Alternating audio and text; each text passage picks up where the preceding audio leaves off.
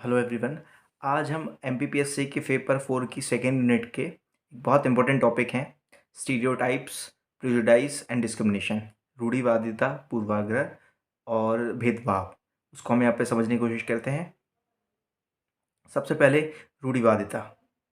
रूढ़िवादी का अर्थ है कि समाज में प्रचलित एक जनरलाइजेशन या समाज के बहुत सारे लोग जिन मान्यताओं को एक साझा रूप में मानते हैं, समझते हैं, उनको आत्मसात किए हुए हैं। तो ऐसी जो मान्यताएं हैं उनको रूढ़िवादिता कहा जाता है। ठीक है। रूढ़िवादिता का एग्जाम्पल हम समझ सकते हैं, जैसे माना जाता है कि भारतीय हैं, उनकी इंग्लिश अच्छी नहीं होती है, या भारतीयों को जब तक डंडा ना दिखाया जाए खुद से काम नहीं करेंगे, या भारतीयों के संबंध में माना जाता है उनको शॉर्टकट लेने की आदत है। तो ऐसी जो जनरल मान्यताएं, ये किसी व्यक्ति के संबंध में भी हो सकती है, किसी स्थान के संबंध में भी हो सकता है, किसी जाति के संबंध में भी हो सकती है, किसी रेस के संबंध में भी हो सकती है। तो समाज में प्रचलित जो सामान्य मान्यताएं हैं, जैसे ज़्यादातर लोग एक साथ मानते हैं, उन्हें रूढ़िवादिता कहा जाता है। अ, उसके बाद में जैसे कि आप स्क्रीन पे देख भी पा रहे हैं, रूढ़िवादिता लोगों के समूह के बारे में सामान्यीकरण है। रूढ़िवादिता नस्ल, जातीयता, उम्र, लिंग, यौन अभिविन्यास मतलब सेक्सुअल ओरिएंटेशन, इनमें किसी के भी संबंध में हो सकता है। और इसके एग्जाम्पल भी हम देख सकते हैं कि इंडियंस के संबंध में ऑल इंडियंस आर रिलीजियस। यदि आप इंडियन हैं तो समझा जाएगा कि आप धार्मिक तो होंगे ही होंगे, आप चाहे किसी भी मत को मानते हो, लेकिन धार्मिक जरूर होंगे। और इंडियंस के बारे में मान्यता है, यदि उनकी शादी हुई है तो जनरली ये माना जाता है कि वो अरेंज मैरिज के थ्रू ही हुई होगी। All Indians are vegetarians. भारतीयों के संबंध में बाहर विदेश में माना जाता होगा कि भारतीय है तो भाई नॉन वेज नहीं खाता होगा। खैर ये मान्यता अभी धीरे धीरे बदल भी रही है। Indians can not speak good English, अच्छी इंग्लिश नहीं बोल पाते हैं, ये भी स्टीरियोटाइप इंडियंस के बारे में माना जाता है। वुमेन के बारे में माना जाता है कि ये घरेलू काम के लिए अच्छी होती हैं। ऐसा ज़रूरी नहीं है, लेकिन ये समाज में प्रचलित मान्यताएं हैं, उनको रूढ़िवादिता कहा जाता है। फिर रूढ़िवादिता के बाद में पूर्वाग्रह। पूर्वाग्रह का मतलब है, जैसे नाम से ही स्पष्ट है, पूर्व प्लस आग्रह, प्रीजुडाइस।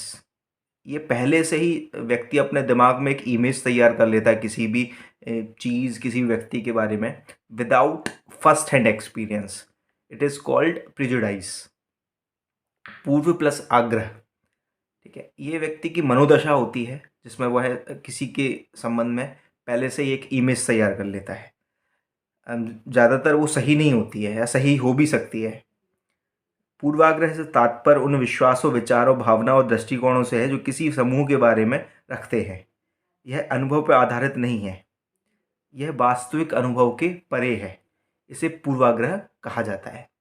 अब इनका इंटर रिलेशन भी हम बाद में पढ़ेंगे कि स्टीरियोटाइप्स, प्रेजुडिस और डिस्क्रिमिनेशन में क्या जो है संबंध है। अब तीसरा, भेदभाव।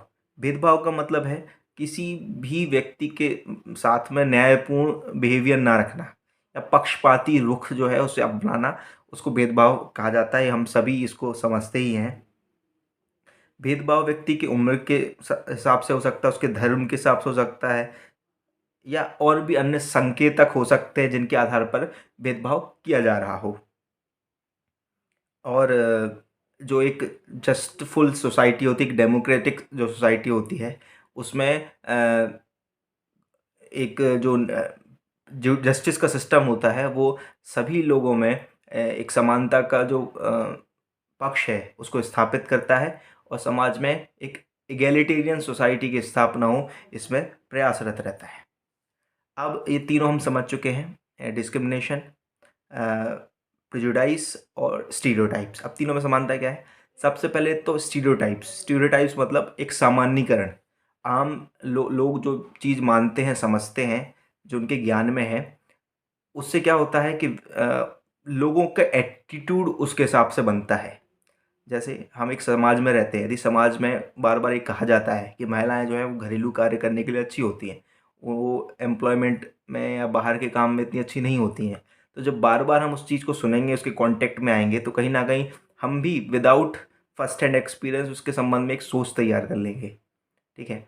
तो समाज में जो चीज़ें चल रही हैं, जो आपको सुनाया जा रहा है, आपसे कहा जा रहा है, या जो लोग मानते हैं, ठीक है, मतलब ये जो स्टीरियोटाइप्स है समाज में, उससे हमारे अंदर भी फ़र्क पड़ता है। हम प्रिजुडाइज एक तैयार कर लेते हैं, पहले एक एटीट्यूड पहले से बना लेते हैं, ठीक है। सबसे पहले स्टीरियोटाइप से क्या हुआ, हमने प्रिजुडाइज स्थापित कर लिया, और प्रिजुडाइज से क्या हो रहा है, अब हमने एक स्टीरियोटाइप कर लिया कि महिलाएं जो हैं वो घर के काम के लिए अच्छी होती, बाहर के काम में अच्छी नहीं होती। तो हम भी क्या करेंगे, उसके हिसाब से अपना एक्शन भी करेंगे, ठीक है।